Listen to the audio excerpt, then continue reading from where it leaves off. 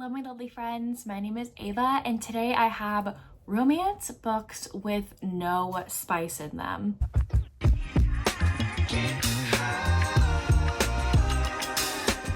This can also be labeled as a clean romance video. I don't love using the term clean romance just because that is insinuating that romances with spice is dirty and wrong, which I don't believe is true. So I call these no spice romances, books that have no spice in them. Let's get right on into it. The first chunk of books I have to mention are a series you can find on Audible or Audible Plus. So if you have an Audible subscription, you can actually listen to these books for free, like without a credit. They're in the Audible Plus catalog, and that is the Love Line series by Cara Bastone. There are, I believe, 4 books in this series. They have like nothing to do with each other, but they're all about people who meet in an interesting way. So book number 1, Call Me Maybe, that one is about 2 characters who meet over the phone because her website is down for her business, and he is actually working for them, is customer service, and they actually fall for each other over the phone over the course of like 2 days, I want to say, and it is so cute. All these audiobooks are fantastic, by the way. Like, I totally recommend them if you're wanting to get into audiobooks. If you love audiobooks, these are fantastic. The second book in the series, these 2 characters actually have like the wrong phone number and they start texting and they fall for each other. I absolutely love that one. If you want a sweet hero, definitely pick that one up. Number 3, those 2 meet on a bus and they're stuck on a bus together. That one was really cute. And number 4 is about 2 characters who are in a psych class together and they have to work together on a class project. The audiobooks for all of these are fantastic. As I've said before, you have a whole cast of narrators as well as background noise, so it's definitely a graphic audio. A great listening experience for sure. I love all of these. All of these are kind of like meet cute moment romances, so they are pretty short. It doesn't like delve into the relationship. Each book is about like their relationship like forming. Another author that I would have to recommend is Jean Meltzer. I've read 3 books by Jean Meltzer. I have to recommend 2 today because I can't remember one of her books has spice in it or not. I can't remember honestly, so I'm not going to recommend it. But the 2 that I need to recommend, first is The Matzo Ball. You can read this book during any time of year. However, it does highlight Hanukkah, so I just wanted to let you be aware of that. All of Jean Meltzer's books highlight the Jewish culture. They're about people who are Jewish, and I love that. As someone who is not Jewish, I would love to learn more about Judaism. And so her books have definitely helped me do that, and I love it. I love learning, honestly, new things through romances because romances are my favorite things, and you incorporate new things with them. I learned so many amazing things. So I actually really enjoyed this one. There's also chronic illness representation in like every single one of her books, so I love that. In The Matzo Ball, we have chronic fatigue syndrome. The heroine has a secret job. I won't tell you what it is because I was actually really shocked and I loved that part of it. She has a secret job that her family doesn't know about, and for whatever reason, because of the secret job, she needs a ticket to the Matzo Ball, which is a ball that her like childhood crush / turned enemy at Jewish summer camp runs.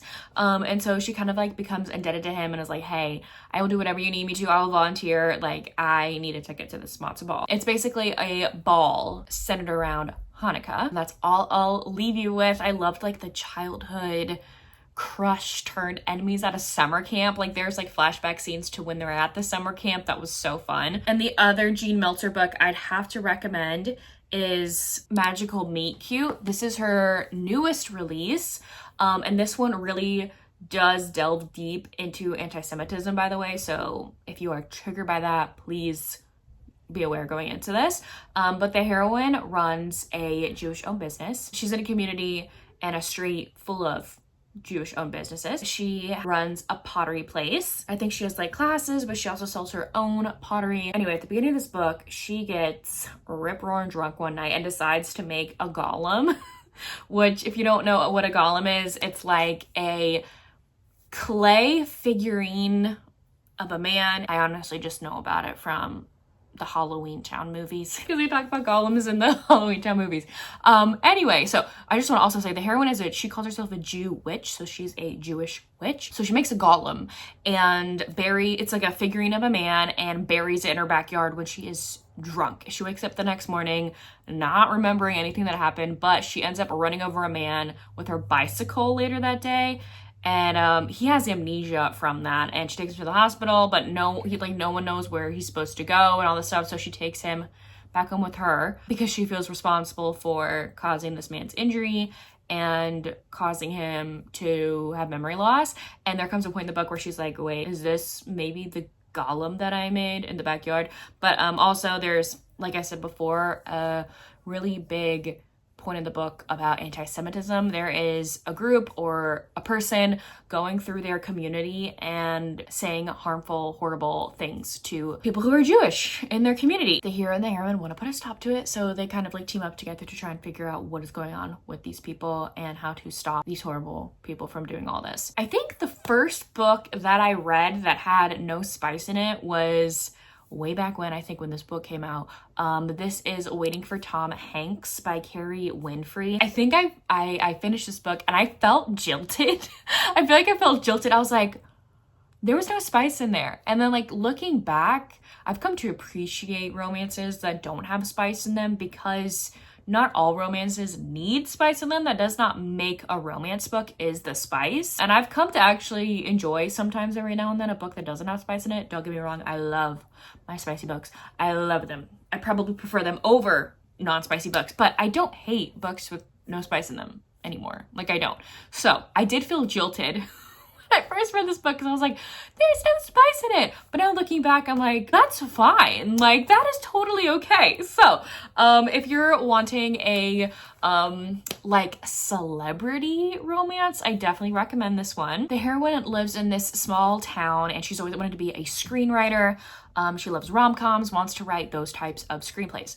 And then a movie starts filming in her town and she meets the lead actor and it is their romance. So fairly simple, but I do remember this one having no spice in there. Next I have I Think He Knows by Katie Bailey. I read this book for a vlog I did, reading books that had Taylor Swift lyrics as titles. So I Think He Knows was one of those. So Taylor Swift did make a few cameo, not the character herself, but there were nods to her throughout this book. This one is another, I believe, celebrity romance, if I'm not mistaken. The heroine is a single mom and she is best friends with her hero, who I believe is a celebrity. And I believe they fake date, if I'm not mistaken. If you're wanting a rom-com, I definitely recommend picking this one up. I know it's the second book in a series, but I read it as a standalone. It was completely fine. Next, I have The Mountain Man's Bride. I picked this one up because I knew that there was disability representation. The heroine has type 1 diabetes and she currently cannot afford her insulin, her medication, to literally live. And she doesn't have insurance, so she literally cannot afford the medication to help her live.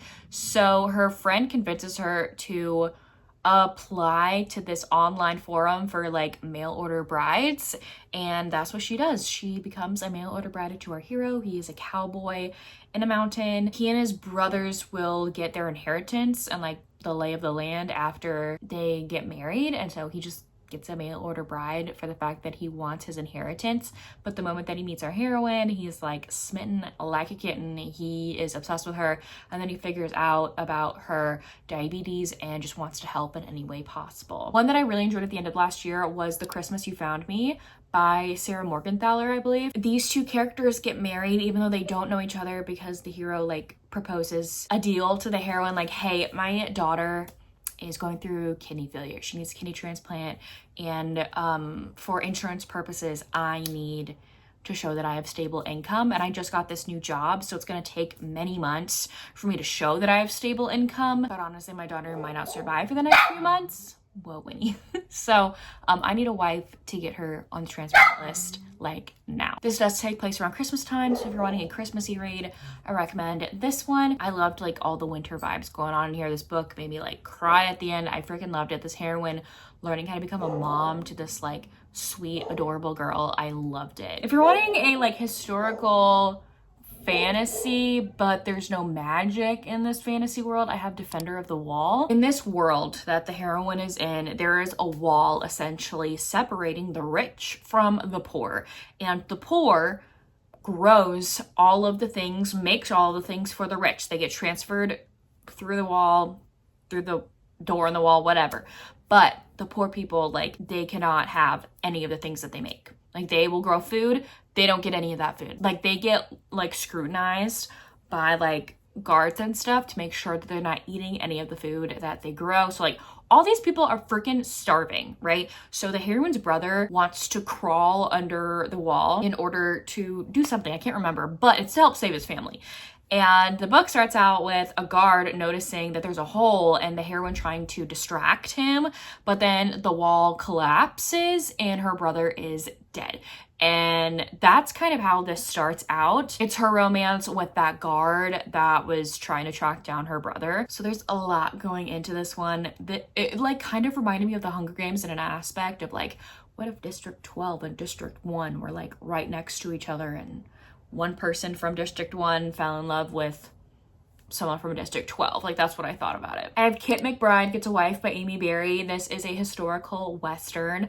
It's a mail-order bride romance, but the hero did not get a mail-order bride. His younger kid's sister ordered one for him, but the heroine doesn't know that.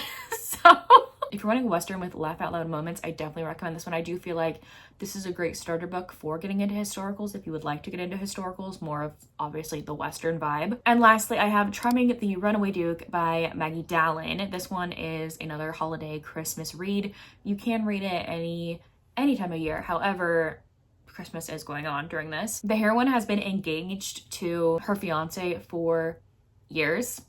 I don't think she's ever even met him, but their families like set it up.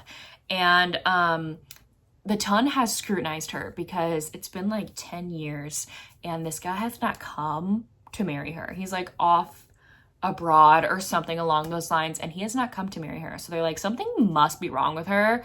And they start making fun of her. She's not seen in a good light, according to the ton. The heroine just kind of wants to get this over with.